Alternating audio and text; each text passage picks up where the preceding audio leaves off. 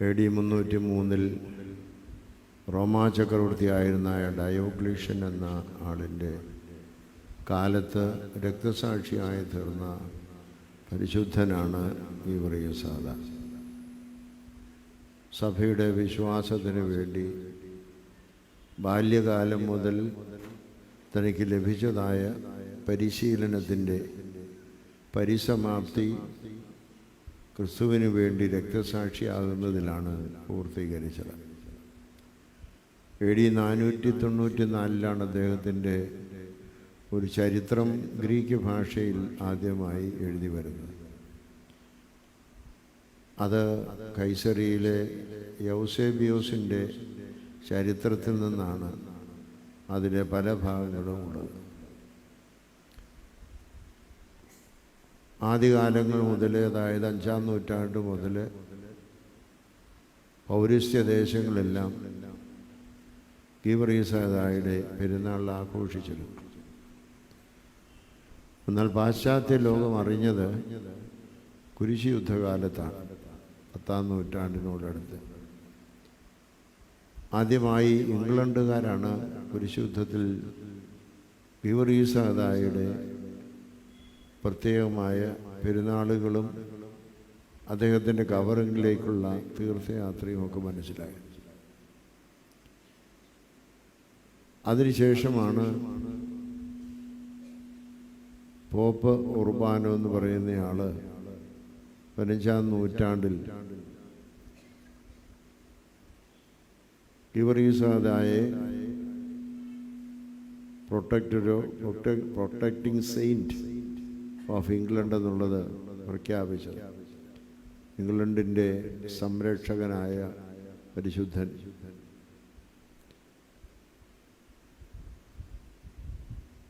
English ഭരണാധികാരികൾ അദ്ദേഹത്തിന് കൊടുത്ത പേര് ദ വാരിയർ സെയിൻറ്റ് എന്നാണ്. പരിശുദ്ധൻ, പട്ടാളക്കാരനായ പരിശുദ്ധൻ എന്ന്. പൗരസ്ത്യദേശത്തേക്ക്, പ്രത്യേകിച്ച് ഇന്ത്യയിലേക്കും മറ്റും ഇതിൻ്റെ ഈ ശുശ്രൂഷകളെക്കുറിച്ചുള്ള കൂടുതൽ അറിവുണ്ടാകുന്നത് പേർഷ്യൻ സാമ്രാജ്യത്തിൽ നിന്ന് വന്നതായ കുടിയേറ്റക്കാരായി വന്നിരിക്കുന്നവരുടെ കയ്യിൽ നിന്ന് ലഭിച്ചതാണ്. പിന്നീട് അതിന് കുറേ കൂടെ പ്രസിദ്ധി ഉണ്ടായത് ഈസ്റ്റ് ഇന്ത്യ കമ്പനിക്കാരിവിടെ വന്ന 16-ാം നൂറ്റാണ്ട് 17-ാം നൂറ്റാണ്ടിലൊക്കെയാണ് കൂടുതലായിരിക്കുന്ന ഡിവോഷൻ ഉണ്ടാകുന്നത്. ഗീവർഗീസാദയെക്കുറിച്ചുള്ള ചരിത്രം അത്ര വളരെ വ്യക്തമല്ല എങ്കിലും അദ്ദേഹത്തിൻ്റെ പിതാവ് ഒരു ഗ്രീക്ക് വംശജനായിരുന്നുവെന്നും മാതാവ് ഒരു അരാമ്യ വംശജയായിരുന്നുവെന്നും പറയുന്നുണ്ട്. അവർ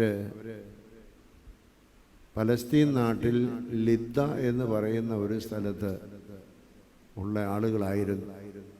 എന്നാൽ ഡയോക്ലീഷ്യൻ ചക്രവർത്തിയുടെ കാലത്ത് ഇദ്ദേഹത്തിൻ്റെ പിതാവ് ഒരു പട്ടാള മേധാവിയായിരുന്നുകൊണ്ട് അവിടുന്ന് അദ്ദേഹത്തെ കപ്പദോക്യ പ്രവിശ്യയിലേക്ക് അയച്ചു. അന്ന് റോമാ സാമ്രാജ്യത്തിൻ്റെ കീഴിലുള്ളതാണ്. റോമാ സാമ്രാജ്യം കൈയടക്കിയ പേർഷ്യൻ അല്ലെ പിസിദിൻ അന്ത്യോക്യൻ ഭാഗമാണ്. അവിടെ വെച്ചാണ് ഗീവർഗീസ് ജനിക്കുന്നത്. മാതാപിതാക്കൾ ക്രിസ്തു വിശ്വാസം സ്വീകരിച്ചവരായിരുന്നു. അതുകൊണ്ട് ബാല്യത്തിൽ തന്നെ മാതാപിതാക്കളെന്ന ക്രിസ്തീയ വിശ്വാസം, പ്രാർത്ഥനയും നോമ്പും ഉപവാസവും അങ്ങനെ എല്ലാം പരിചയിച്ചിരുന്നു. ഏതാണ്ട് 10-14 വയസ്സുള്ളപ്പോഴാണെന്നാണ് കാണിക്കുന്നത് അദ്ദേഹത്തിൻ്റെ പിതാവ് മരിച്ചപ്പോൾ കപ്പദോക്യയിൽ നിന്ന് മാതാവും മകനെയും കൂട്ടി പലസ്തീൻ നാട്ടിൽ തിരിച്ചു വന്ന് ലിദ്ദായിൽ താമസിക്കാം. പട്ടാള ജോലിക്കാണല്ലോ അവർ പോയത്. അദ്ദേഹം മരിച്ചതുകൊണ്ട് അവർ തിരിച്ചു വന്നു താമസിച്ചു. ഈ സമയത്ത് എല്ലാ യുവാക്കളും 17 വയസ്സ് കഴിയുമ്പോൾ റോമാ സാമ്രാജ്യത്തിൻ്റെ പട്ടാളത്തിൽ നിർബന്ധിതമായി സൈന്യസേവനം ചെയ്യണം. അത് റോമാക്കാരും റോമാക്കാരല്ലാത്തവരുമെല്ലാം. അങ്ങനെ ഗീവറീസതായും ജോർജിയോസ് എന്ന പേരാണ് അദ്ദേഹത്തിൻ്റേത്. ഗീവറീസ് എന്ന സുറിയാനിയിൽ പറയും, ഗോർഗിയോസ് എന്ന ഗ്രീക്കിൽ പറയുന്നു. അദ്ദേഹവും ഇതുപോലെ പട്ടാള സേവനം ചെയ്തപ്പോൾ തൻ്റെ ഏറ്റവും വലിയ സ്നേഹിതനായിരുന്ന പട്ടാള മേധാവിയുടെ മകൻ എന്നുള്ള രീതിയിൽ ജോർജിയോസിനെ ഡയോക്ലീഷ്യൻ ചക്രവർത്തി തൻ്റെ ആസ്ഥാന മണ്ഡപത്തിൽ അല്ലെങ്കിൽ തൻ്റെ അരമന പരിരക്ഷകരായിട്ട് കോർട്ട് ഗാർഡ്സ് ആയിട്ട് നിയമിക്കുകയാണ് ചെയ്തത്. പക്ഷെ അദ്ദേഹത്തിൻ്റെ ഒരു ദൗത്യം ഉണ്ടായിരുന്നത് ഈ റോമാ സാമ്രാജ്യത്തിൽ പലയിടങ്ങളിലും ക്യാമ്പ് ചെയ്തിരുന്ന പട്ടാളക്കാരുടെ ക്ഷേമങ്ങൾ അന്വേഷിച്ച് ചക്രവർത്തി അറിയിക്കുക എന്നുള്ളതാണ്. അങ്ങനെ അദ്ദേഹം ആ പ്രവൃത്തി ചെയ്തിരുന്നു. പക്ഷെ അതിനിടയിൽ അദ്ദേഹം സ്വന്തം നാട്ടിൽ കൂടെ യാത്ര ചെയ്തപ്പോൾ ഉണ്ടായ സംഭവമാണ് ചരിത്രമായി നമ്മൾ കേൾക്കുന്ന പെരുമ്പാമ്പിനെ കൊന്ന ചരിത്രം. അദ്ദേഹം പട്ടാളക്കാരുടെ ക്ഷേമം അന്വേഷിക്കാനായിട്ട് കുതിരപ്പുറത്ത് കയറി പോകുമ്പോൾ സെലേന്യ എന്ന് പറയുന്ന ഒരു ഗ്രാമത്തിൽ ഒരു സ്ത്രീയെ മുൻനിർത്തി എല്ലാവരും കരയുന്നതാണ് കാണുന്നത്. അപ്പോൾ അവർ ചോദിച്ചു, അദ്ദേഹം ചോദിച്ചു, എന്താ നിങ്ങളെല്ലാവരും കൂടെ ഈ സ്ത്രീയുടെ മുമ്പാകുന്ന കരയുന്നത്? അദ്ദേഹം അന്നേരമാണ് അവർ ചരിത്രം പറഞ്ഞു. ഈ ഗ്രാമത്തിലുള്ള 100 കുടുംബങ്ങളുണ്ട്. മലയുടെ മുകളിലാണ് അവരുടെ ഗ്രാമം. താഴ്വാരത്തിൽ ഈ കുന്നിൻ്റെ മുകളിലുള്ള എല്ലാവർക്കും വെള്ളം കിട്ടുന്നത് താഴ്വാരത്തിലുള്ള ഒരു ചതുപ്പ് നിലത്ത് നിന്നാണ്, അവിടെ വരുന്ന ഉറവയിൽ നിന്നാണ്. അപ്പോൾ ഈ ചതുപ്പ് നിലത്തിൽ വരുന്ന ഉറവയിൽ വെള്ളം കൊടുക്കാൻ അവർക്ക് സാധിക്കാതെ വന്ന ഒരു ഭീമാകാരനായ ഒരു ജീവി അവിടെ വന്ന് കിടന്നു. അതിൻ്റെ വായ വലിയ മുതലയുടെ വായ പോയ പലതുള്ളൂ. തീ കത്തുന്നതായ രീതിയിലുള്ള ജ്വാല പോലെയുള്ള നാവ്, കാല് ചെറുതായതുകൊണ്ട് അതിന് ഇഴഞ്ഞു നടക്കാനേ പറ്റുള്ളൂ. പാമ്പിൻ്റേതുപോലെയുള്ള വാലുമൊക്കെ ഉണ്ടെങ്കിൽ. അപ്പോൾ ഈ വിചിത്ര ജീവി ഇരകളെ പിടിക്കുന്നത് ഇങ്ങനെയുള്ള സ്ഥലത്ത് പോയി അതിൻ്റെ വായിൽ നിന്ന് വിഷവായുധം ഇറക്കി വിട്ട് ഇരകൾ ബോധം കെട്ട് വീഴുമ്പോൾ പതിയെ ചെന്ന് അതിനെ വിഴുങ്ങുകയാണ് പതിവ്. ഒരു പ്രാവശ്യം അത് അത്ര വലിയ ഇരകളെ വിഴുങ്ങിക്കഴിഞ്ഞാൽ അത് മനുഷ്യനാകട്ടെ മൃഗമാകട്ടെ എന്താണ്, അത് പിന്നെ 10-15 ദിവസത്തേക്ക് അതിൻ്റെ മാളത്തിൽ ഒളിക്കും. പിന്നെ 10-15 ദിവസം കഴിഞ്ഞാണ് തിരിച്ചു വരുന്നത്.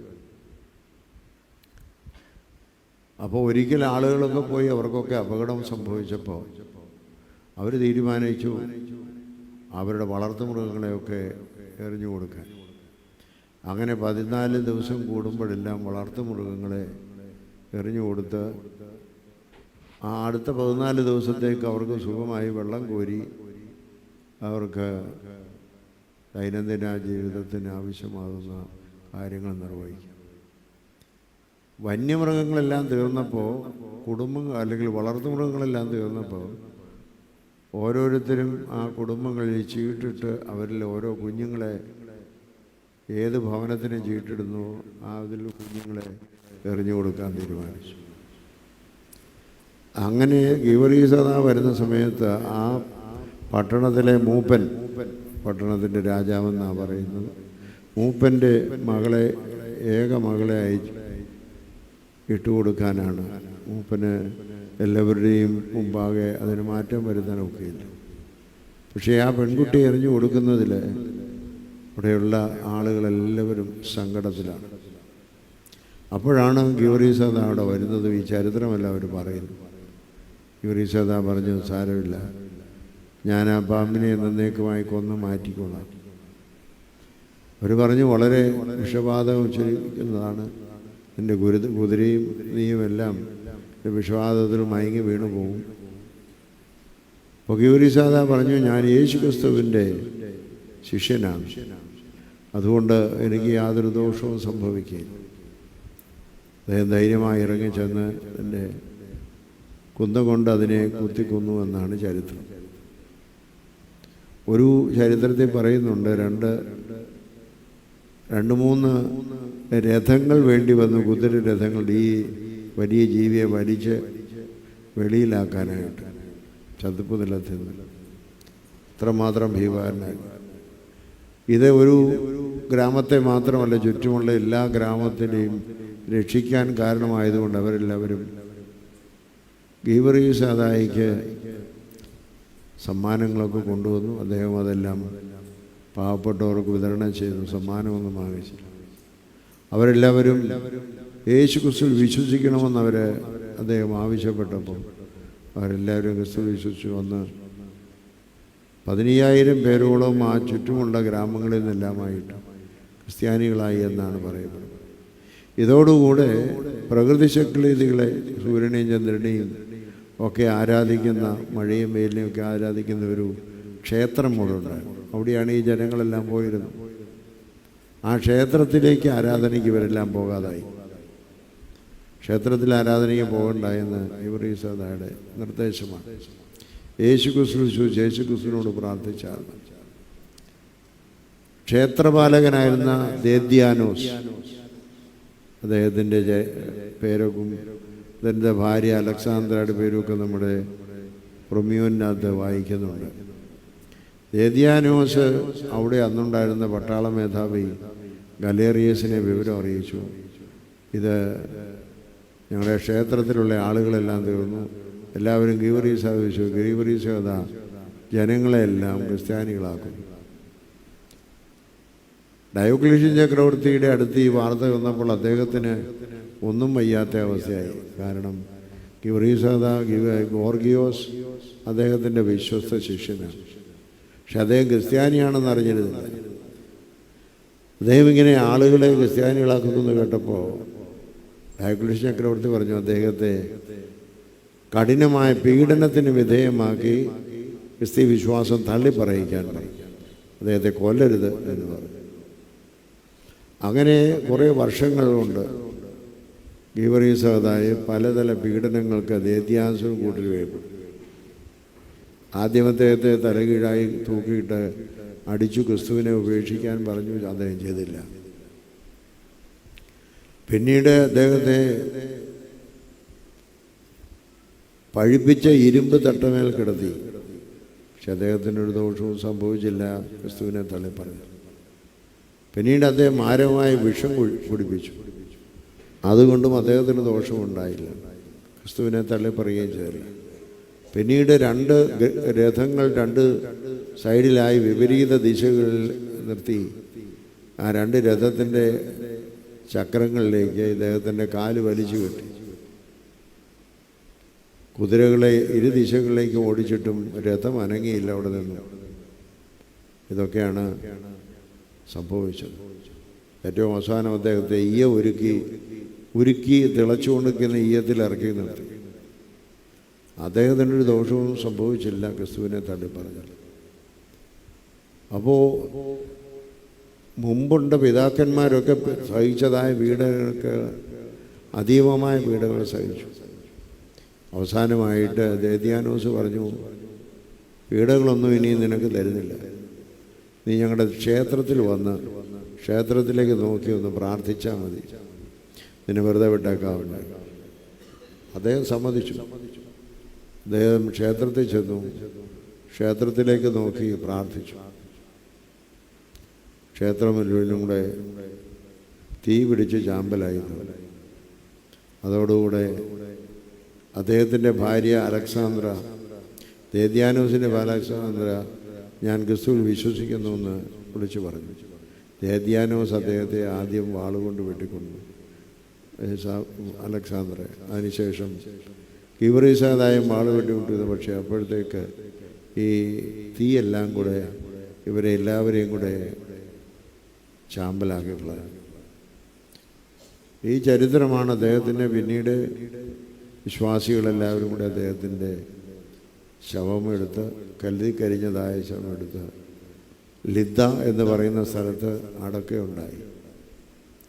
ഇന്നും കോൺസ്റ്റന്റീനോസ് രാജാവിൻ്റെ കാലത്ത് AD 330 ശേഷം അവിടെ ഒരു പള്ളി പണിത് ഇന്നും അദ്ദേഹത്തിൻ്റെ നാമത്തിൽ ദേവാലയമുണ്ട്.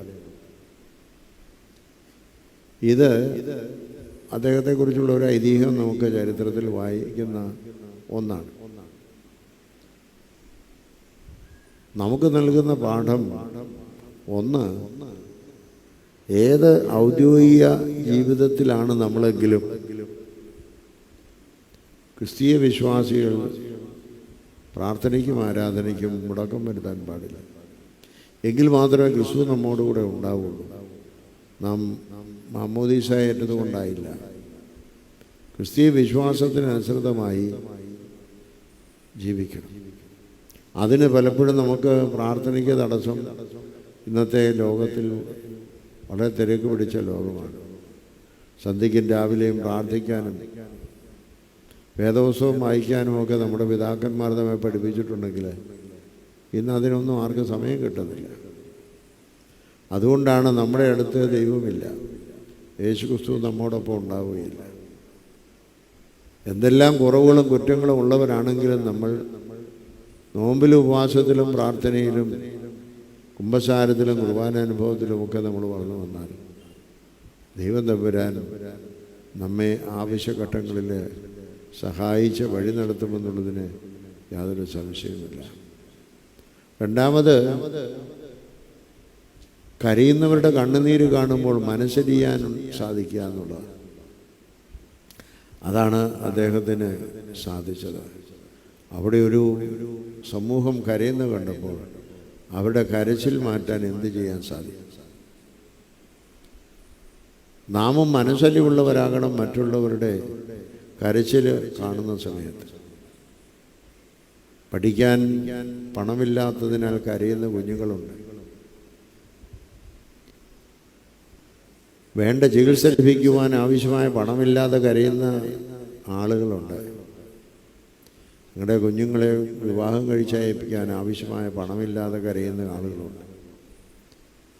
കയറിക്കിടക്കാൻ ഒരു സ്ഥലമില്ലാതെ, വീടില്ലാതെ കരയുന്ന ആളുകളുണ്ട്. അവരുടെ കരച്ചിൽ കാണുമ്പോൾ നമുക്ക് മനസ്സിലും ഉണ്ടാകണം. കഠിനഹൃദയരാകാൻ പാടില്ല. സമൂഹത്തിൽ പല കരച്ചിലുകൾ പലയിടങ്ങളിൽ നടക്കുന്ന നമ്മളറിയാം. തിരുവനന്തപുരത്തും മുനമ്പത്തും ഗാസയിലും അതുപോലെ യുക്രൈനിലുമൊക്കെ കരയുന്ന അനേകായിരം കുഞ്ഞുങ്ങളെ നമ്മൾ വീഡിയോയിലൊക്കെ കാണുന്നുണ്ട്. പക്ഷെ മനസ്സിലുണ്ടാകുന്ന ഭരണാധികാരികളുണ്ടെങ്കിൽ മാത്രമേ ഇതിനൊക്കെ പരിഹാരമുണ്ടാവുകയുള്ളൂ.